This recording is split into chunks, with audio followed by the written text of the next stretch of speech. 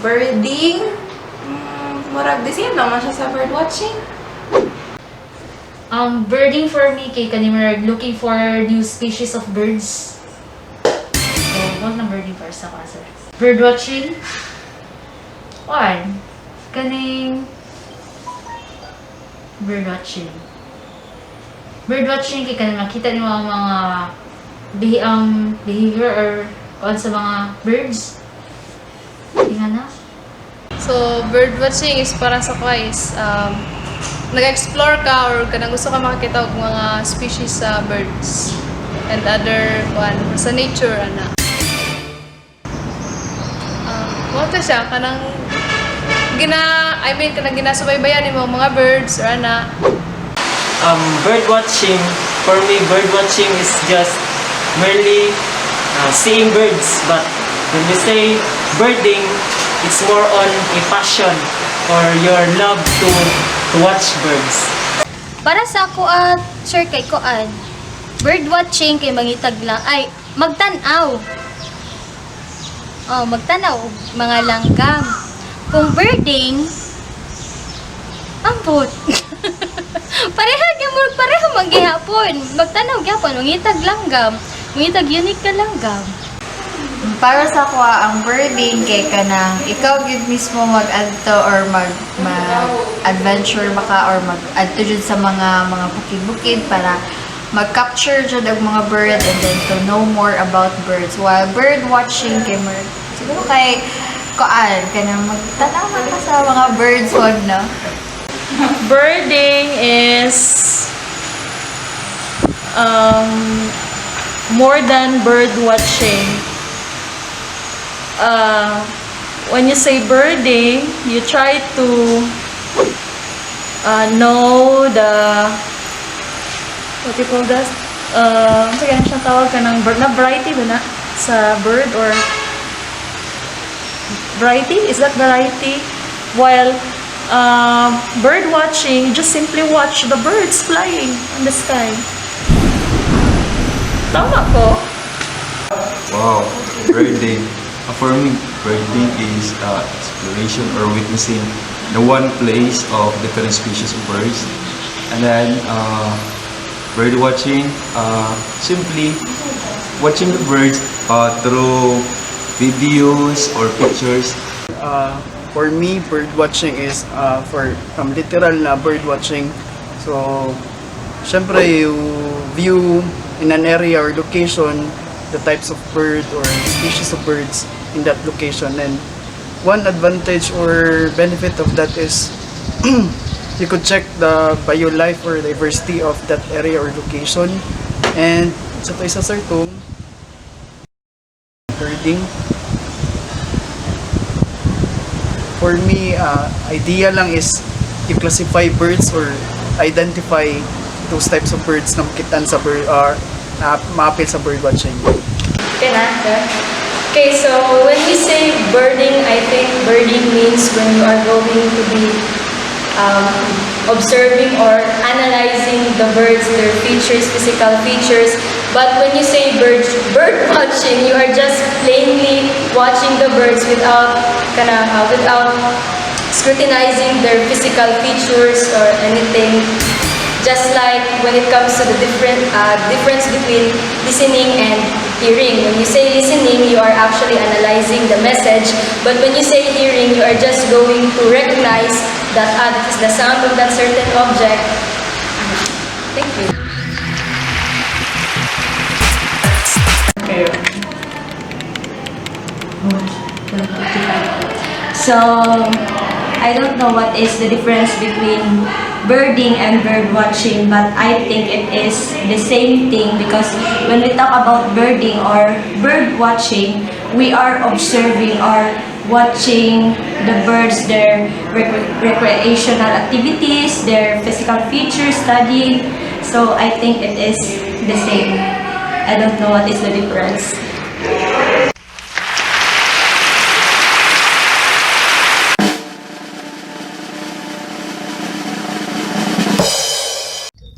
Hello, I'm Jong, an environmentalist. So, what is the difference between bird watching and birding? For me, bird watching is that you don't need any equipment uh, like binoculars to see the birds clearly.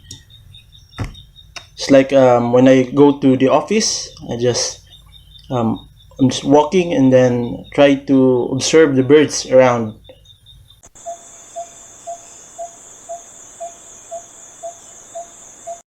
Birding and bird watching. So what's the difference? I was tasked to define what birding and bird watching is. Technically speaking, there isn't really much difference between the two. Even if you Google the word birding and bird watching, they would almost always come synonymous with each other. The difference lies actually on who's defining or the perspective of the one defining the word. So for example, if I'm going to define bird watching, I would define it as casually looking at birds, whether on their backyard, on parks, on their subdivision, on aviaries and zoos.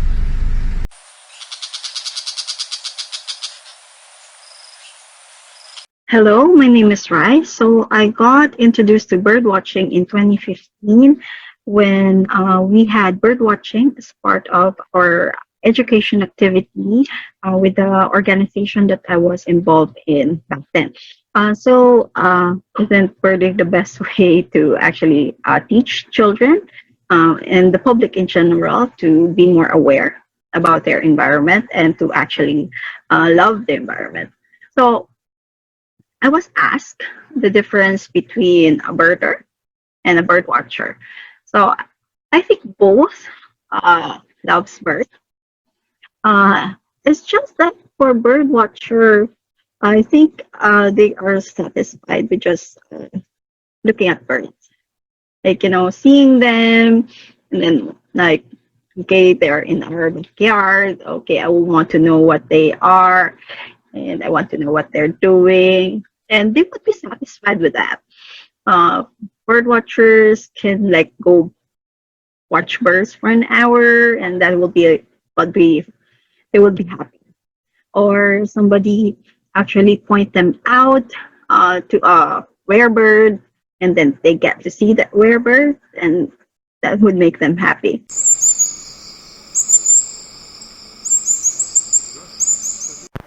For me personally, bird watching is just a mere hobby. You go to places, you watch birds, you take pictures, you record your observations, and afterwards you'll be happy of the compilation of birds that you see.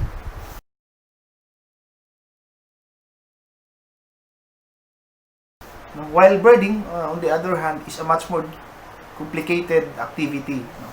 You go to places in the wild, you record birds, you take note of the observations, and at the same time you have to study the behavior of the birds existing, and you study also the habitat range and the existence of the birds, why they are here, why they reside in such a location. And afterwards, after birding, after recording the observations, you take extra effort for conservation advocacy. You have to be part now of the environmental protection efforts, conservation, and rehabilitation so that the birds will stay.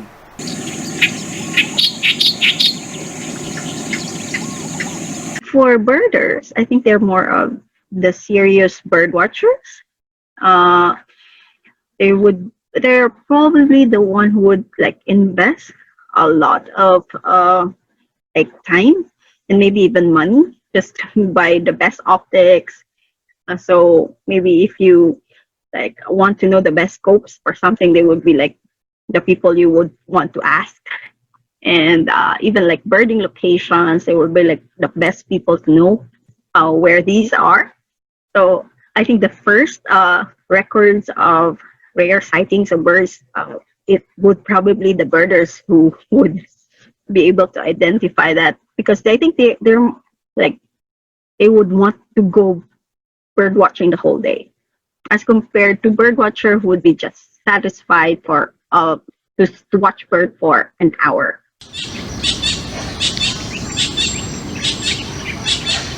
If you define the word birding, if I'm going to define the word birding, I would say that birding is when you go to different places where you believe that these are sites of rare birds that you haven't seen before, and getting that satisfaction of glancing even a few seconds of that bird in its natural and free state, even how hard it is, even how hard the trek is, even how difficult the terrain is, then that's probably what birding is for me.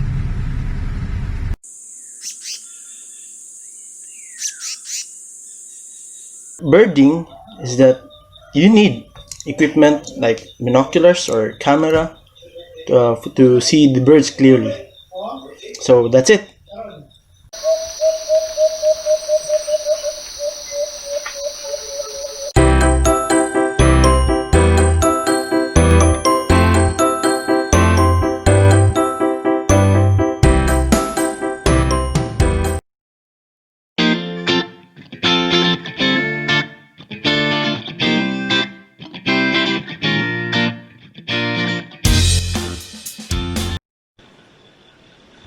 Hi, good day. I'm Joshua Nato, field biologist from EG Foundation, and I've been doing bird watching for almost 10 years now since I graduated college as field biologist. So, Core Birder asked me what is the difference between bird watching and birding. Apparently, it's both observation of birds. It's an activity to observe the birds in its particular habitat. So, how do birds calls or sings, how the birds eat, copulate to each other, and how they fly from tree to tree. So, but bird watching is a hobby where those bird watchers just went to the site and observed the birds in a particular time. But birding, it's what we do always when we study birds. We observe them from dawn till night. So it usually happens when we study their ecology, biology, habitat range. So we do it with the Philippine eagle before, owls, and several birds when we do biodiversity assessment. So, but it's usually observation of birds that connect you with nature, learn you to how to appreciate nature, our environment. So we encourage you to do it, because aside from the fun it brings, it also gives you knowledge and appreciation to the beauty of nature. That's all. Thank you. Hope you understand.